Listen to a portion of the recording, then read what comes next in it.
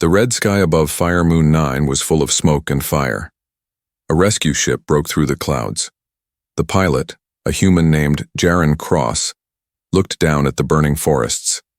He had received a distress signal only minutes ago. Now his scanner was beeping. Life sign detected, coordinates locked, single survivor. He landed fast, jumped out of the cockpit, and ran into the thick smoke. The heat was strong. Ash blew into his face. Jaren wore a light armor suit, but even that couldn't block the heat completely. He ran between trees over cracked ground. The signal got louder. Then he saw it. A crashed pod lay broken between burning trees. Its surface was scorched. Wires sparked from one side. Part of the hatch had been blown open, and just outside it was her. She lay on her side, unmoving. Her skin was a pale lavender color, glowing softly like starlight. Long white hair fell across her shoulder. Her body was covered in a thin ceremonial robe, now torn and burned. Jaren dropped to his knees. He checked her pulse. It was weak, but still there.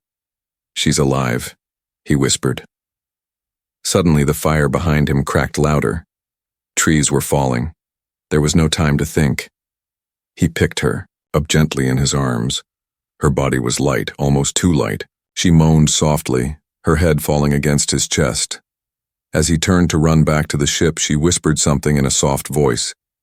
"Claimed. By fire." Jaren didn't understand, but her voice was peaceful, like she was dreaming. He reached the ship just as fire licked the outer edges of the clearing. The back ramp opened and he carried her inside.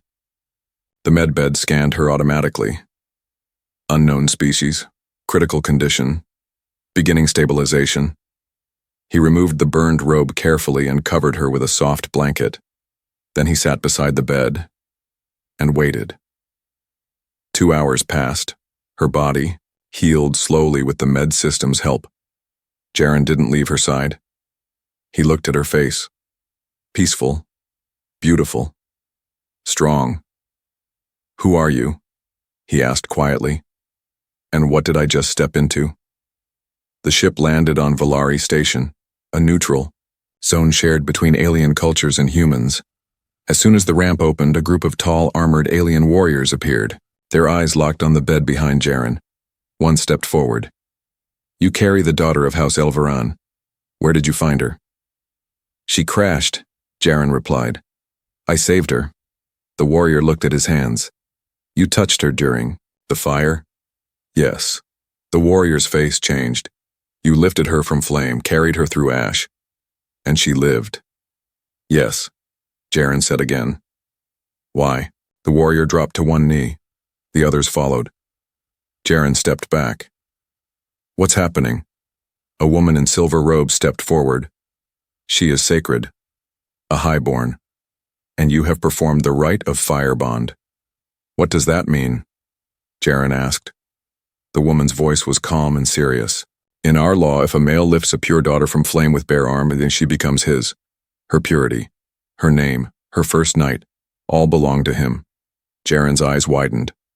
"What? No, I didn't mean that. I just saved her life." "You did more," the woman replied. "You touched destiny." Suddenly the girl moved. Her eyes opened, bright silver. She looked straight at Jaren and whispered the same words again. "Claimed. By fire." The hall inside Valari Station was filled with silence. Alien nobles in silver robes lined the walls. Their heads bowed as the high priestess entered. Her eyes glowed like moonlight. At the center stood Jaren Cross, confused and surrounded. Beside him lay the girl he saved, now awake, sitting quietly on a silk cushion. Her name, they said, was Avarai. She hadn't spoken since whispering, "Claimed by fire." A gong rang. The priestess raised her hands. "Let the rite of flame bond be read." Jaren took a step forward. "Wait, I need answers. I didn't agree to any rite." The priestess turned to him calmly. "You carried her through flame. You passed through the sacred ash. You laid her in protection and offered your warmth." He frowned. "I didn't know it meant anything." The priestess nodded. But tradition does not ask if you know. It only asks, did you act with your soul? Avarai looked up at him.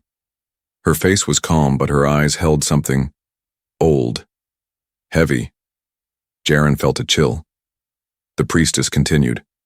In our culture, when a highborn daughter is saved through fire by a man's arms, she becomes bound to him. The fire is witness, the blood is oath, the body is given. Jaren's voice cracked. Given? Given how? The room stayed quiet, until Avarai stood. She spoke softly.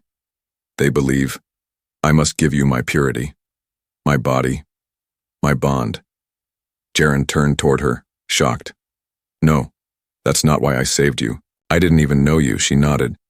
But you still touched me, and now my people see me as yours. He stepped back. That's not right. You didn't choose this. She whispered. Neither did you. The priestess raised her staff. You have two paths, she said.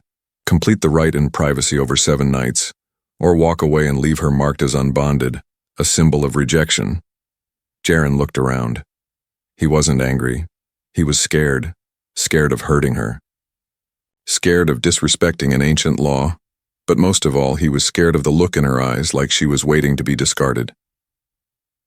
That night, they were led into a bonding shelter, a small glowing room of stone and silk with only one bed, one light and no door handle. The door shut behind them, locked. Avarai walked to one corner and sat cross-legged. She didn't look at him. Jaren stood in the center, unsure. You don't have to do this, he said quietly. She gave a small nod. But if you leave, she whispered, I will carry the shame forever. He walked closer. You don't want this. She looked up. I don't know what I want. I was trained to accept this moment all my life. But you are not what I expected. Jaren sat across from her. He smiled sadly. Yeah, I get that a lot. A long silence passed between them. Then she said, Tell me, what do humans do when they love someone? He thought for a moment. We wait, he said. We talk, we hold hands, we protect, and sometimes we mess it up. But we choose. That's the difference. She stared at him. Then I've never been loved. That night they did not touch, they just talked. About stars, about scars, about old battles, and dreams that never came true. And for the first time in her life, Avarai slept beside a man without fear. The bonding shelter had no windows. Its walls were soft stone, glowing dimly with warm light. A single bed sat in the middle. No exit. No sound from outside. It was silent, but not peaceful. Inside, Jaren Cross sat on the floor, watching the girl he'd saved, Avarai, as she carefully traced strange symbols on the wall with her finger. They had been inside for 2 days. No one came. No one spoke to them. This was the tradition. 7 nights of isolation. 7 nights to complete the rite. Jaren didn't know how much more of this silence he could take. He finally spoke. You're drawing again. What does that one mean? Avarai didn't stop moving her hand. It means choice, or maybe freedom.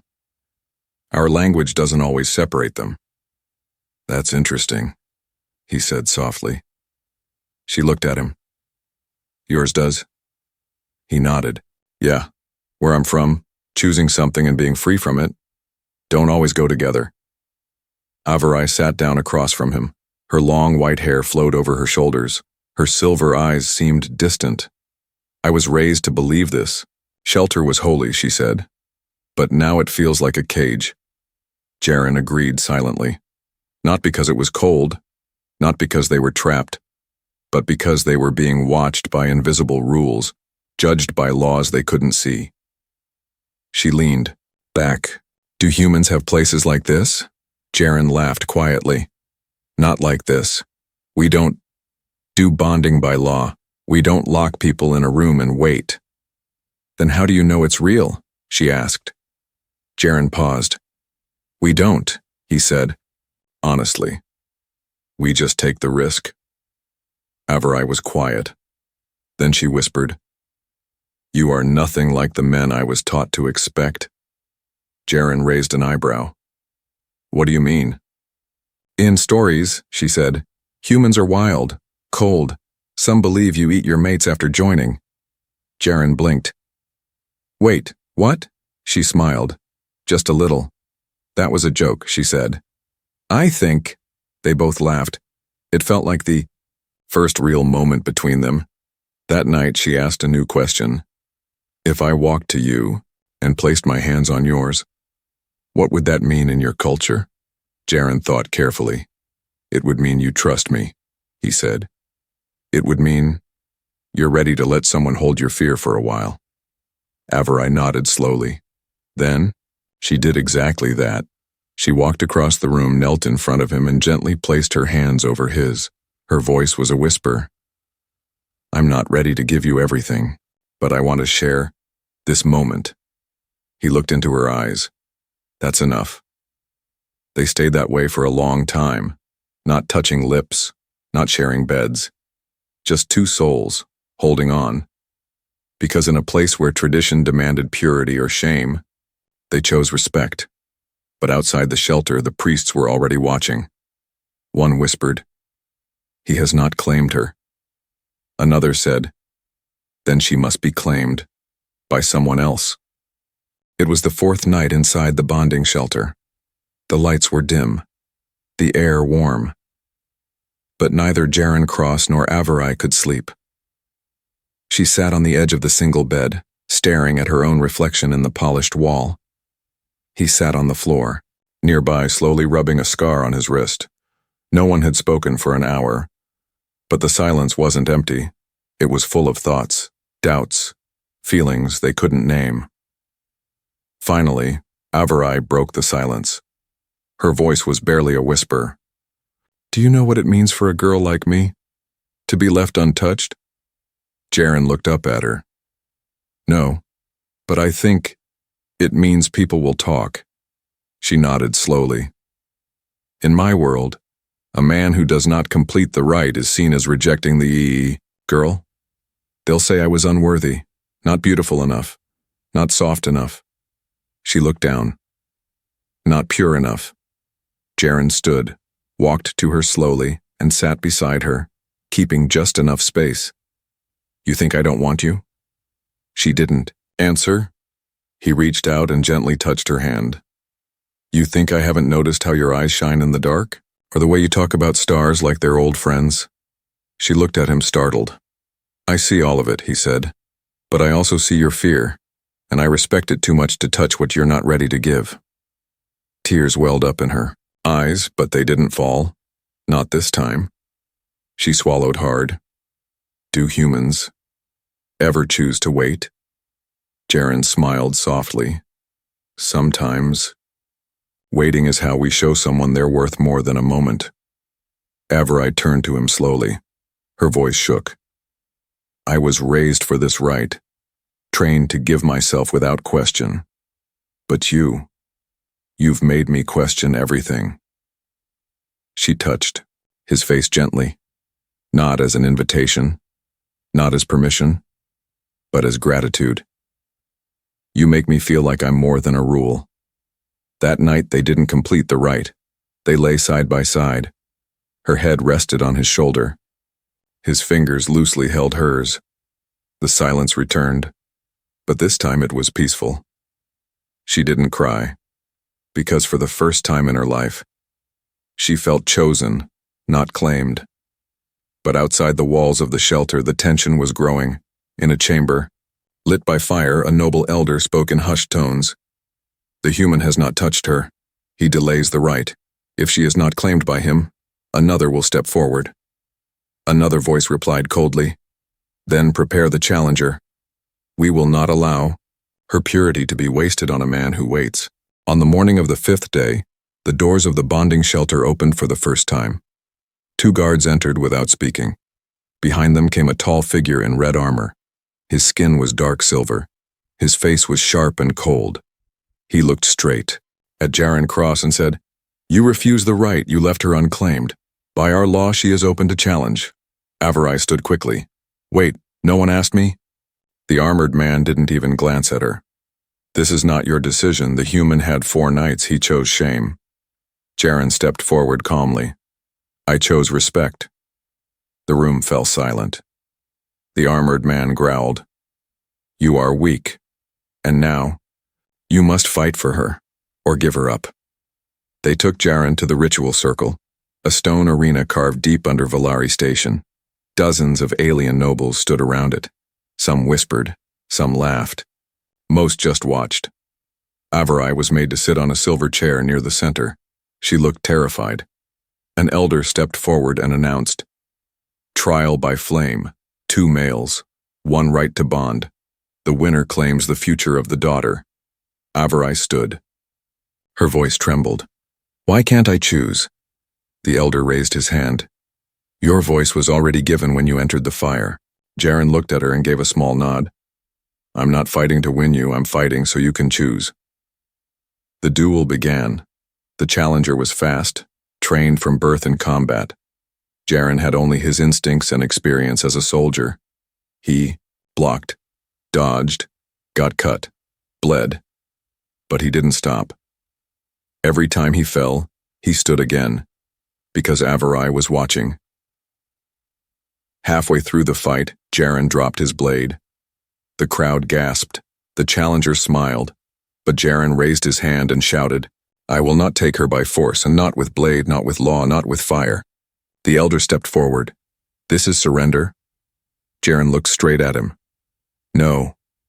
This is love. Let her choose. Not your tradition, not your challenge. Her. The arena went quiet. All eyes turned to Avarai. She stood slowly, walked past the weapons, past the guards, past the flames. She reached Jaren, bleeding, breathless, and placed her hands on his face. I choose him. The crowd murmured. The elder dropped his staff. The challenger stepped back in silence. Avarai looked at Jaren. You did not fight to own me. You fought to give me back my voice. He smiled weakly. You were never mine. But I hoped, maybe, someday, I could be yours. She kissed his forehead, and for the first time in her life, she felt free. But in the shadows of the temple, another voice spoke. Then we must silence them both. Valari's high temple glowed like gold under the twin moons. Its walls shimmered with light, and soft music filled the air, not from instruments but from the temple crystals that responded to the heartbeats of those inside. Jaren Cross stood, in ceremonial white, his wounds from the blood challenge still healing.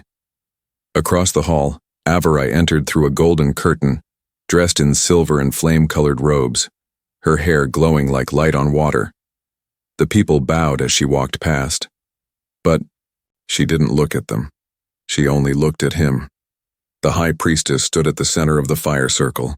You come here not as strangers, she said, but as flame-chosen, 2 souls who walked through fire and did not burn.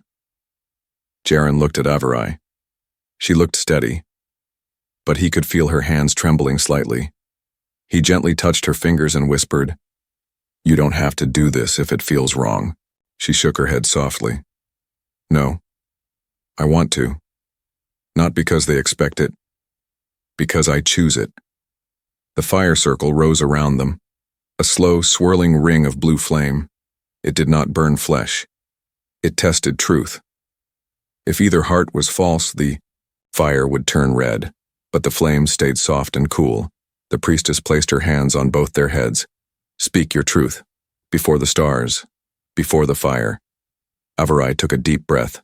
I am not here as a daughter of law. I am here as a woman who was seen, respected, and never touched without trust.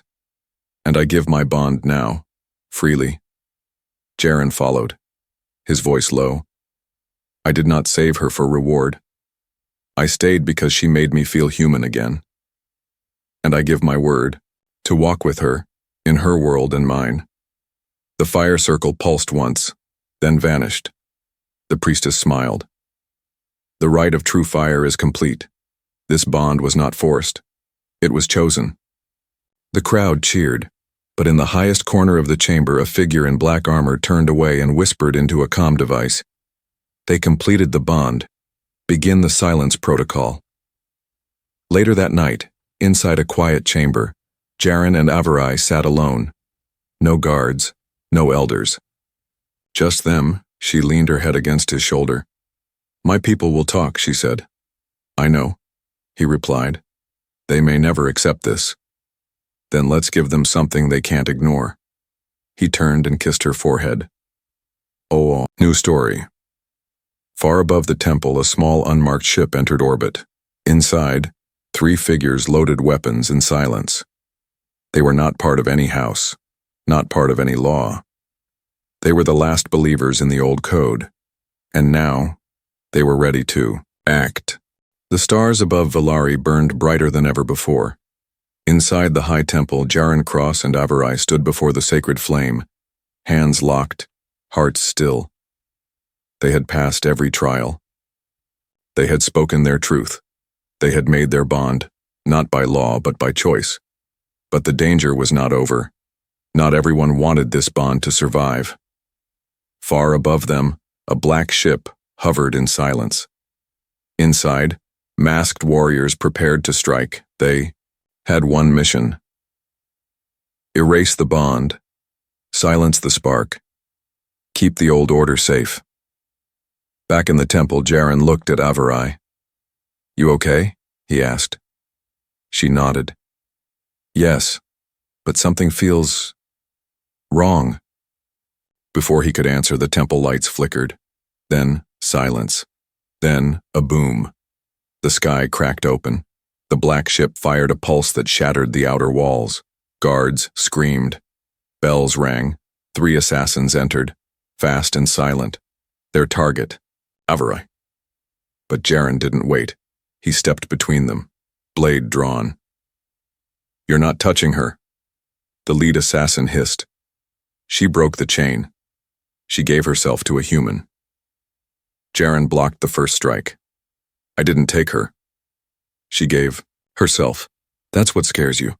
Avarai stood beside him. Her robe burned at the edges, but her eyes were fire. She raised her hands, and from her palms came a light that wrapped around them both.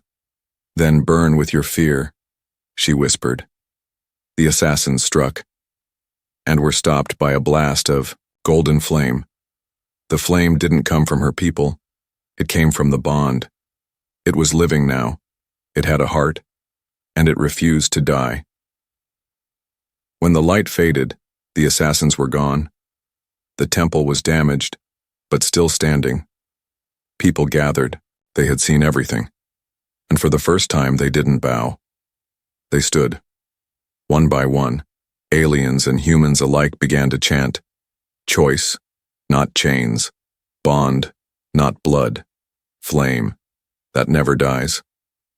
That night, the council met. They had no law for this moment, so they made a new one. The first law written by both species together, it read, let no heart be owned. Let no bond be forced. Let love be chosen, even in fire. Months later, Avarai stood at the edge of a school on a human Valari colony. Children, half human, half Valari, ran past her, laughing. Jaren walked beside her, holding a small crystal in one hand. Another message, he said.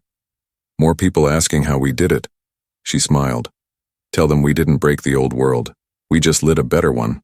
They looked to the sky, where 2 moons crossed. One was fire red, the other soft silver. 2 lights, different in color, forever orbiting, but never falling apart. Because love, when chosen freely, is a flame that never dies.